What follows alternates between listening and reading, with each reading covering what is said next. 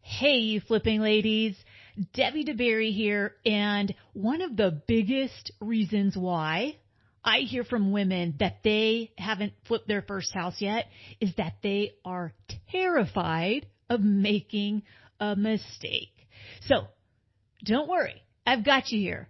I am laying out for you the top 13 house flipping mistakes that I see people make, and I tell you how to avoid them. All right, stay tuned. You're listening to the Flip Houses Like a Girl podcast, where we educate, empower, and celebrate everyday women who are facing their fears, juggling family and business, embracing their awesomeness, and wholeheartedly chasing their dream of flipping houses. Each episode delivers honest-to-goodness tools, tips, and strategies you can implement today to get closer to your first or next successful house flip.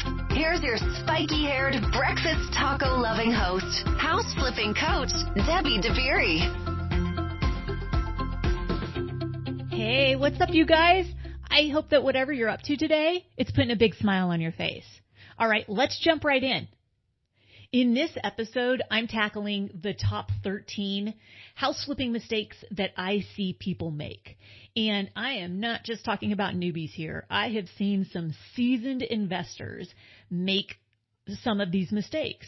Now, we all know that flipping houses really can lead to time freedom and energy freedom and financial security, and you could leave a legacy. All of these really awesome things. But it can also cause you to lose money.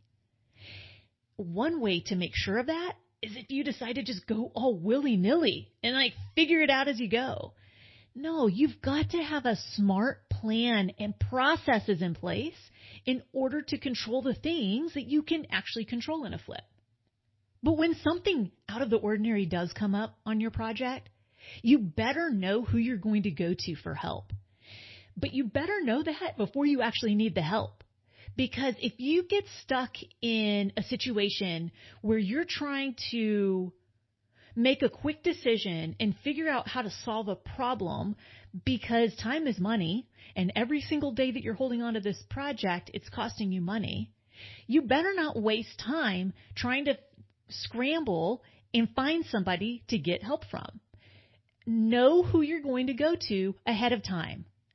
Get a coach, get a mentor, find somebody you resonate with that you can go to for help. So my goal for your first flip is to do it in a way that makes sense to you and it makes you want to do another one and so on. For you to do it in a way that minimizes your risks, maximizes your profits, doesn't add unnecessary stress to your life, and feeds your passion for houses and creating beautiful spaces. And on top of all of that, actually brings you a ton of joy. That's not asking too much, I don't think. By avoiding the following mistakes, I wholeheartedly believe that you will check off all of those items above, all right? Be smart, make good choices, and don't listen to people's opinions unless they're actually out there successfully flipping houses. Okay, so the first 7 mistakes I'm going to cover are around buying. Okay, so when buying, avoid these 7 mistakes. The first one is ignoring the nuances of the neighborhood. And if I had $1 for every time someone has asked me for my opinion as to why their flip isn't selling for the price they're asking, I'd have a really nice stash of dollars. But really, you cannot assume that equal houses, let's say, for example, you've got 2 houses. Both of them are 3-bedroom, 2-bathroom, 2-car garage, single story, and around 1,500 square feet. Okay? You cannot assume that they will sell for the same price just because they are in the same neighborhood. It just doesn't work that way. Because what you aren't taking into consideration is that one of those properties is on a double yellow line street right next to a daycare. The other property is in a quiet cul-de-sac. Now, which of those houses will sell for more? Exactly. You've got to use your smarts. You cannot invest with just surface level information. 9 times out of 10, that's exactly why the person who has called me for my opinion has a house that's sitting on the market. They'll eventually have to drop the price or hold it as a rental until the value catches up to it. And when they do drop the price, it's going to be by a significant amount. So, know the nuances of the neighborhood. Number 2, not using the sniff test. All right, so what the heck does that even mean, Debbie? So the sniff test is actually one of the steps my students learn, and the point of it is to avoid making bad purchasing decisions. When you go look at a potential flip, you cannot look at it in a vacuum, meaning you've got to look at everything going on all around the property and on the way to the property. For example, do the neighbors have cars parked in the yard? Does their house have a ton of deferred maintenance? Are the streets immediately leading up to that property well maintained? Is there a ton of highway noise? Is there a fire or police station nearby?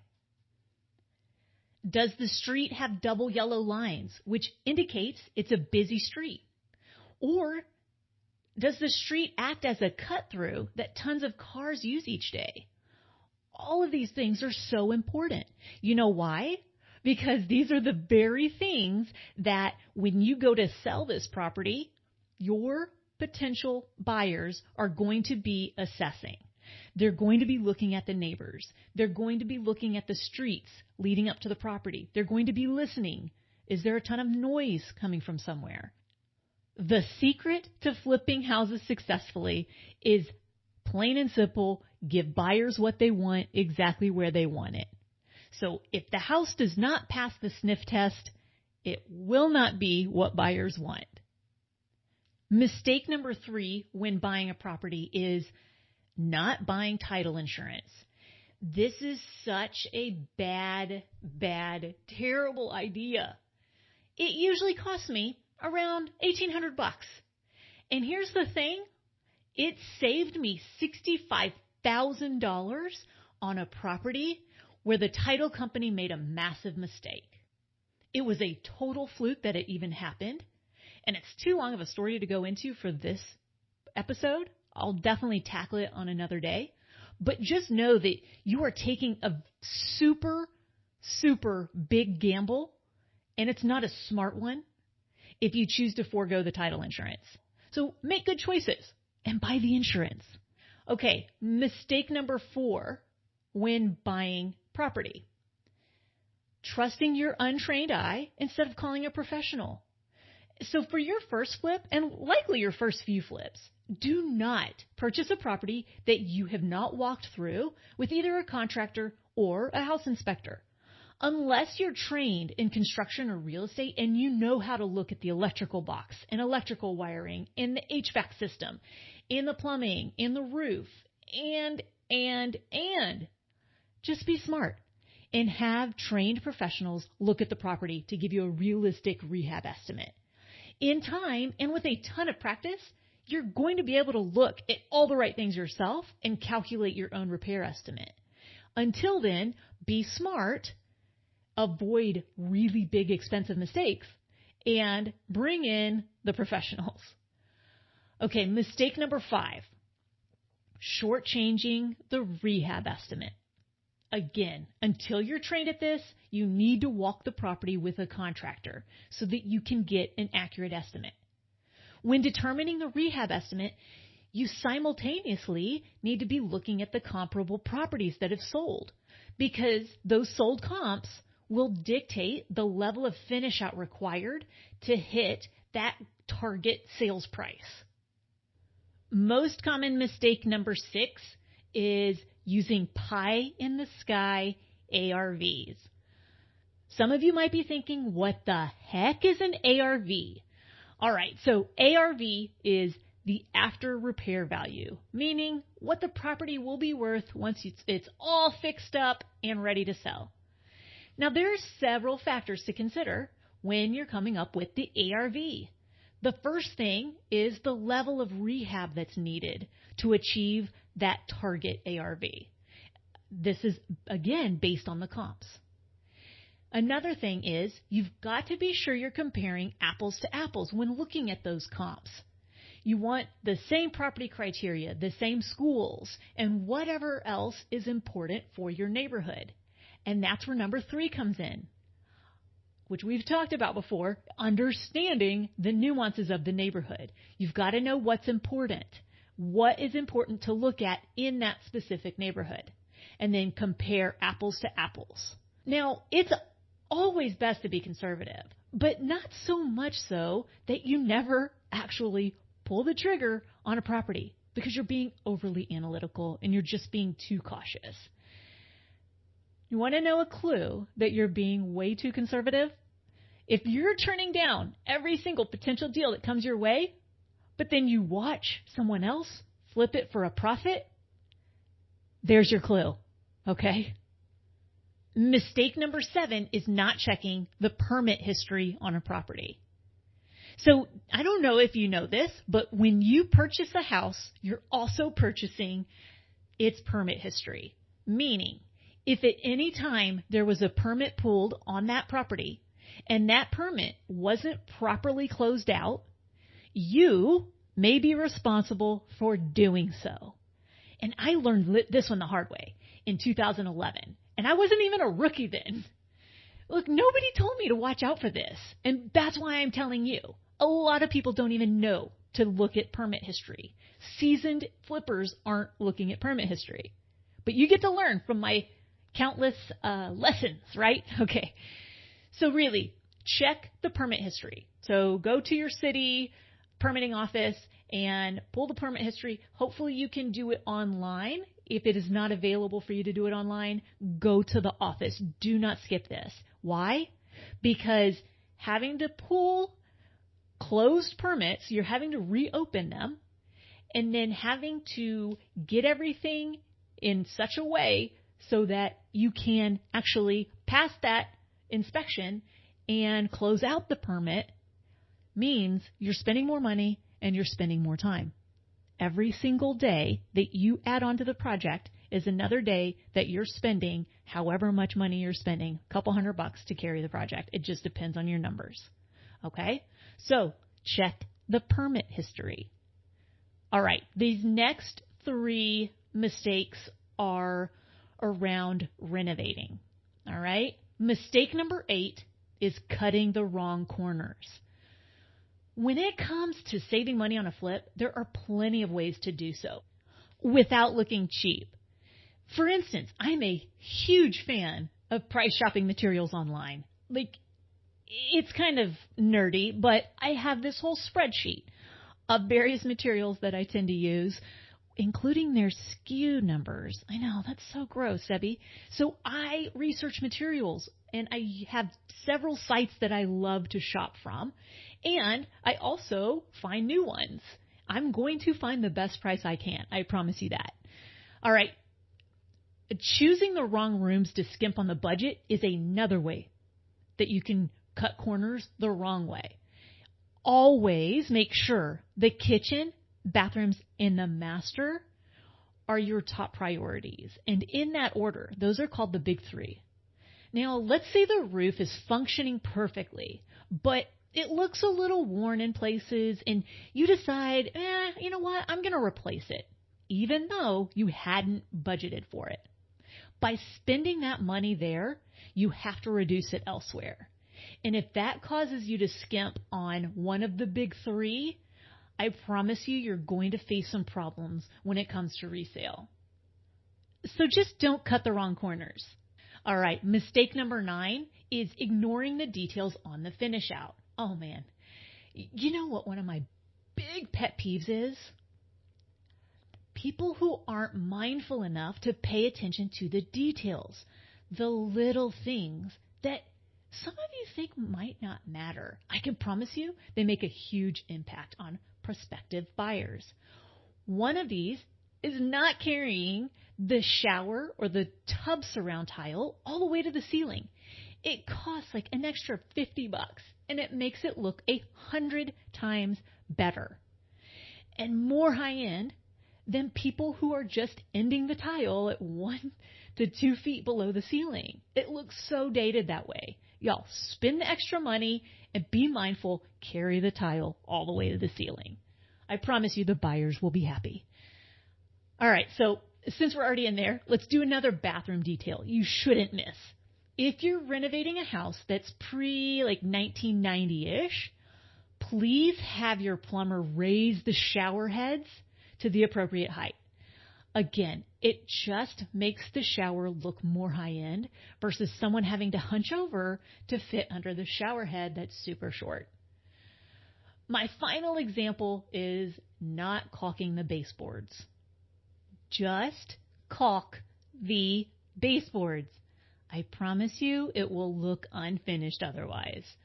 These are just 3 examples of the many ways to make the details work in your favor. And I guarantee you that buyers are looking at these things. And I know that because my houses sell faster and for more money than the people's houses who don't pay attention to the details. Okay, moving on to mistake number 10. Using quote-unquote fuzzy math to account for unplanned expenses. Something I hear even seasoned flippers say, and perhaps they haven't caught on this yet, but they will, is it's okay if you blow your rehab budget because, you know what? You can just raise the sales price to make up for it.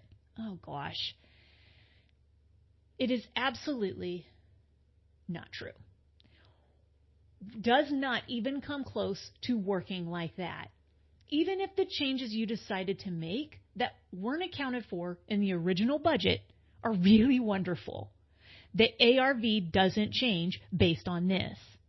The ARV is the same regardless of whether you do this unexpected repair or not.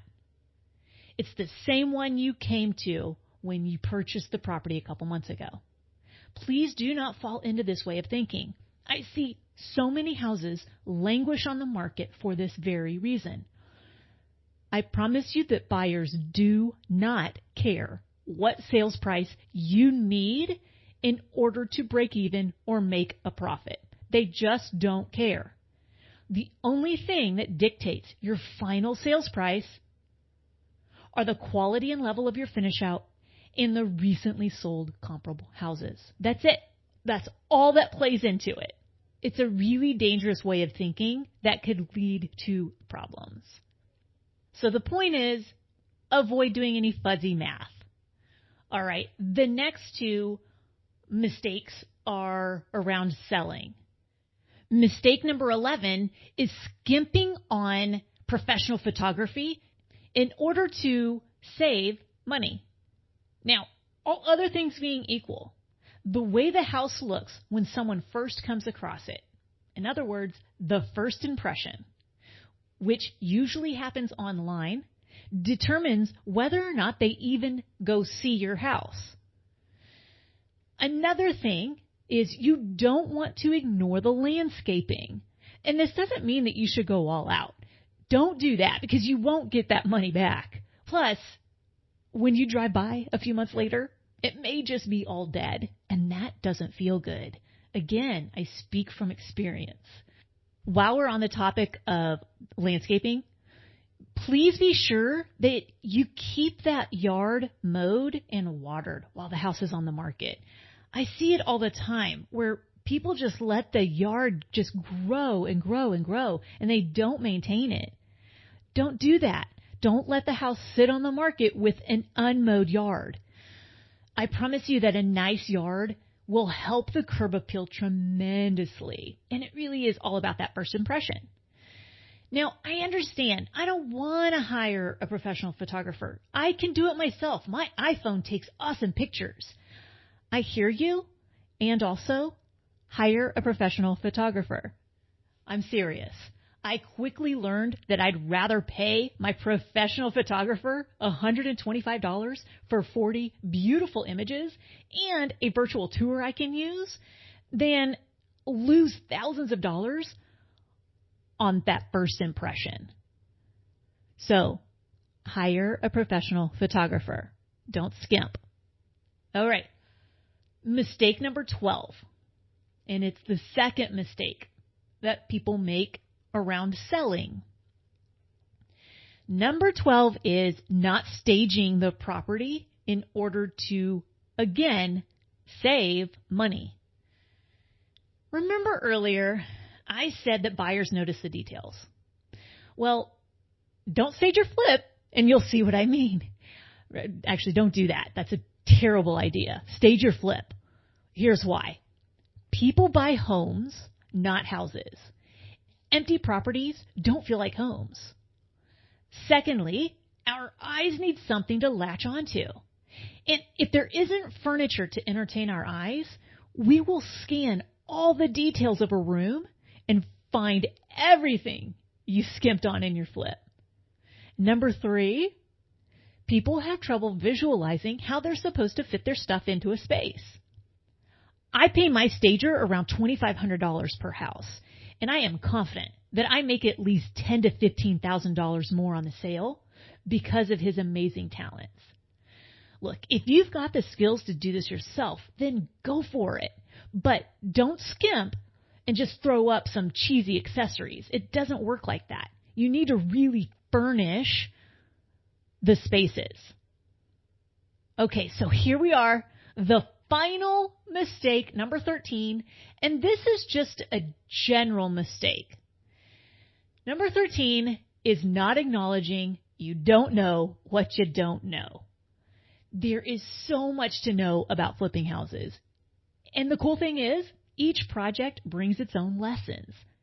Some people don't think that's cool, but I definitely do. It's one of my favorite things about flipping houses. You know, it's like a new puzzle each time. So it is rare for a project to go exactly as planned. And that's the fun part for me. Figuring out the best solutions to issues or problems.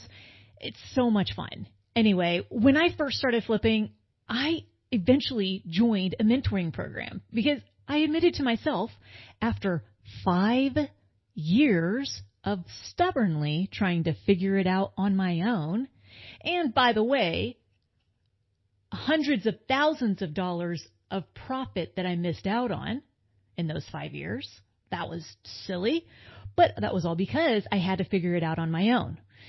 Anyway, I finally joined a mentoring program. I needed a proven process to follow. I finally admitted it to myself. And I needed someone to turn to when problems arose that I didn't know how to handle. There will always be something new to learn and a new problem to solve. So one of your first steps before you even get into your first flip house is to find an expert you resonate with so that you can actually start this business in a way that will bring you so much joy. It will shortcut your path. It will lay out basically a step-by-step plan for you to follow so you don't have to figure it out on your own. And you know who to go to when things come up, because they will. Look, flipping houses will bring you all of the amazing things that you've heard. It will bring you all the freedom you want and the financial security. And you get to leave a legacy, right? That's what we want to do. We want to make things better for our kids. I mean, that's what this is all about anyway, right? All right, you guys, those are the top 13 biggest mistakes that I see flippers make. Now, I've also got a handy dandy downloadable and printable PDF about this very episode. So be sure you check the show notes for a link to that PDF. Print them out, tattoo them to your forehead, do what you've got to do. Just don't make these mistakes and make smart choices out there, y'all. Okay, if you would do me a huge favor, if you got any value whatsoever out of this episode, I'm pretty sure if you listened, you did. Would you do me a huge favor and wherever you listen to podcasts, would you leave a review for the show and also subscribe so you don't miss any of the weekly or bonus episodes? Because here's the thing. If I can reach just one more person like you and instill in her the belief that, yes, she absolutely can have the life of her dreams, That's my ultimate goal here. In the wise words of my mom, you go, girl. All right, I'll see you on the next episode. Make it a great day.